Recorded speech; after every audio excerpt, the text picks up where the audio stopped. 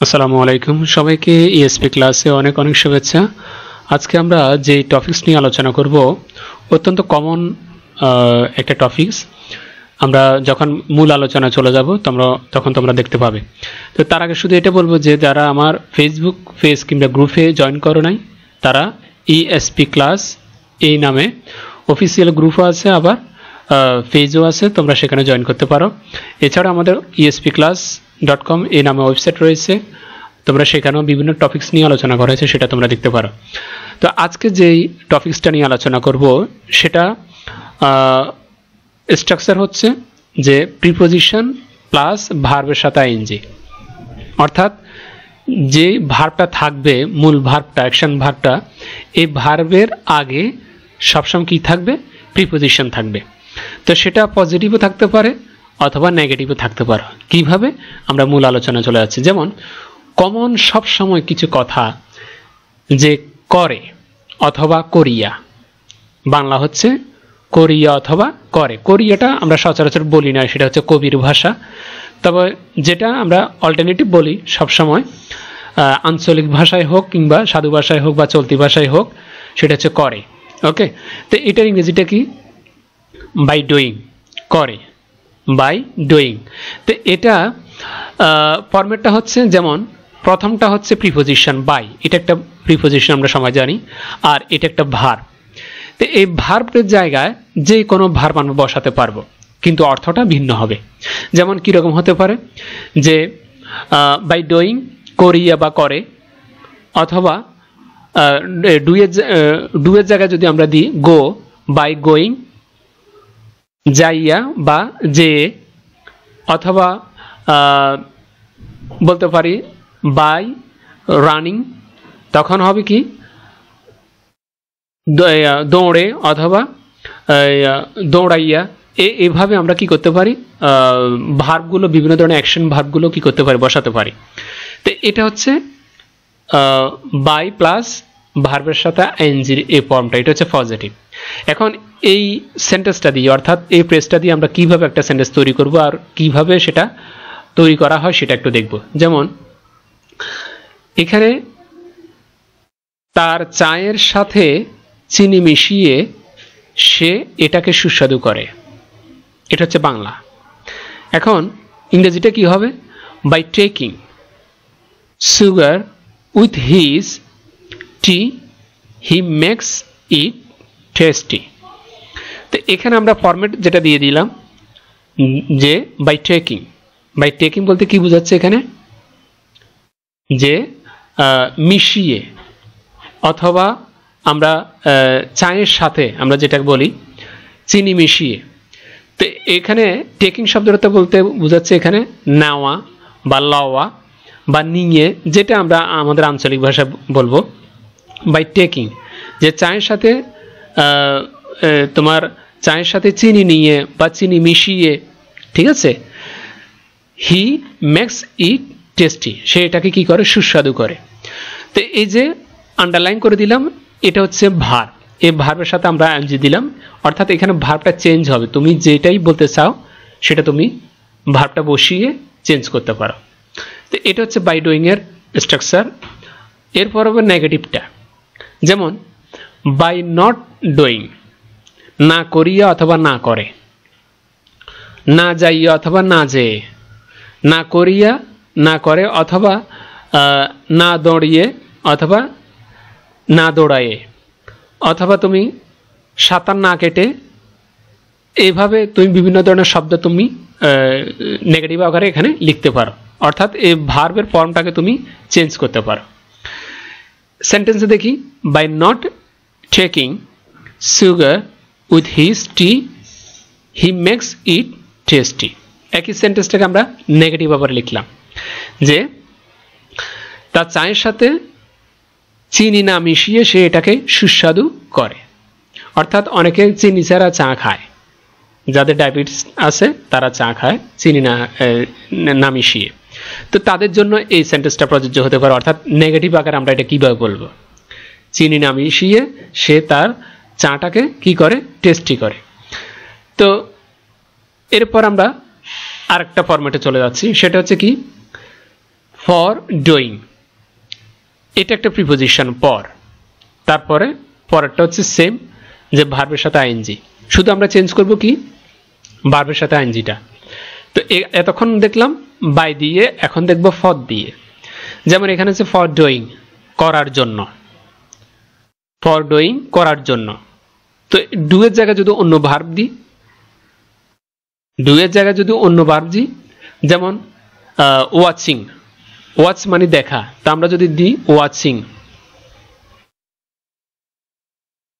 ING, ঠিক আছে, watching, for watching, দেখার জন্য, এটা হচ্ছে করার জন্য, আরেকটা দিলাম দেখার জন্য, অর্থাৎ ভার্বটা চেঞ্জ হবে। আশা করি বুঝতে পেরেছ। প্র্যাকটিক্যাল আমরা সেন্টেন্সে দেখি, যেমন আমরা ইংরেজি শেখার জন্য ইএসপি ক্লাসে আসি।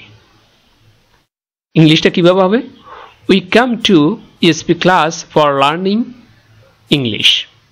এই যে হাইলাইট করে রাখলাম যে ফর লার্নিং, অর্থাৎ ভার্বের সাথে আইএনজি দিয়ে দিলাম, চেঞ্জ করলাম, ঠিক আছে, ফর লার্নিং, যে আমরা ইংরেজি শেখার জন্য ইএসপি ক্লাসে আসি। তো এটা হচ্ছে পজিটিভ। এবার নেগেটিভটা দেখব। যেমন নেগেটিভটা আছে যে ফর নট ডুইং, মাঝখানে একটা নট বসিয়ে দিলাম, ফর নট ডুইং, না করার জন্য, না খেলার জন্য, না শিখার জন্য, না দৌড়ানোর জন্য, ঠিক আছে। এইভাবে তুমি শুধুমাত্র ভার্ব চেঞ্জ করবে। একটা সেন্টেন্স দেখি প্র্যাকটিক্যাল, যে সময় নষ্ট না করার জন্য আমরা চেষ্টা করি।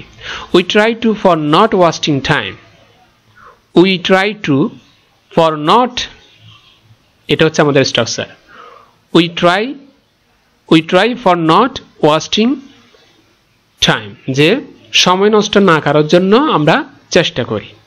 আরেকটা সেন্টেন্স দেখি, যে সে না যাবার জন্য পরিকল্পনা করে। এটা কি হবে? হি প্ল্যানস ফর নট গোয়িং, সে না যাওয়ার জন্য কি করে? পরিকল্পনা করে। এইভাবে হচ্ছে ফর ডুইং এবং ফর নট ডুইং এর স্ট্রাকচারের নিয়ম। এরপর আসি আরেকটা, সেটা কি? যেমন প্রিপোজিশন বিফোর, বাই দিয়ে করলাম, ফর দিয়ে করলাম, এবার আসে বিফোর। বিফোর ডুইং অর্থটা কি? করার পূর্বে। বিফোর গোয়িং করার, যাওয়ার পূর্বে, অথবা আমরা আগেও বলে থাকি, পূর্বে আর আগে একই কথা। তারপর সাঁতার কাটার আগে, শিখার আগে, এভাবে বলার জন্য আমরা বিফোর ডুইং ফরম্যাটটা কি করব? ব্যবহার করব। সেন্টেন্সে প্র্যাকটিক্যালি দেখি, won't take foods before washing your hand, যে তোমার হাত ধোয়ার আগে খাবার খেও না। তোমার হাত ধোয়ার আগে কি করবে না? খাবার খাবে না। তো এটা বিফোর ওয়াশিং আমরা দেখতে পাচ্ছি, এটা হচ্ছে ফরম্যাট। এটা নেগেটিভ আকারেও আমরা কি বলতে পারবো, তো সেটা তোমাদের জন্য দিলাম হোমওয়ার্ক। এরপর করব আফটার ডুইং। এখন করলাম, একটু আগে করলাম বিফোর দিয়ে, এখন করব আফটার দিয়ে। আফটার ডুইং মানে করার পর বা পরে। I go to school after taking breakfast, যে আমি সকালে নাস্তা করার পরে স্কুলে যাই। আফটার টেকিং ব্রেকফাস্ট, সকালে নাস্তা করার আগে পরে আমি কি করি? স্কুলে যাই। এটা হচ্ছে আফটার দিয়ে, ঠিক আছে। শুধু ভার্বটা চেঞ্জ করবে আর সবগুলো ফরম্যাট একই থাকবে। এরপরে না বোধকটাকে আমরা এতক্ষণ দেখলাম যে নট দিয়ে ব্যবহার করা যায়, ঠিক আছে। যেমন এই সেন্টেন্সটাকে যদি বলি যে আফটার নট ডুইং, এটা এইভাবে বললে হয় না, যে আফটার নট ডুইং, না করার পর হবে। আফটার নট ডুইং, না করার পর, এটা আমরা বলতে পারবো। যদি আমরা নটটাকে যদি এইভাবে বলি যে উইদাউট ডুইং, তাও বলতে পারবো। তার মানে নেগেটিভ করার জন্য দুইটা অপশন থাকে। তো নেগেটিভটা আমরা, এটা কিন্তু প্রিপোজিশন না, কোনটা?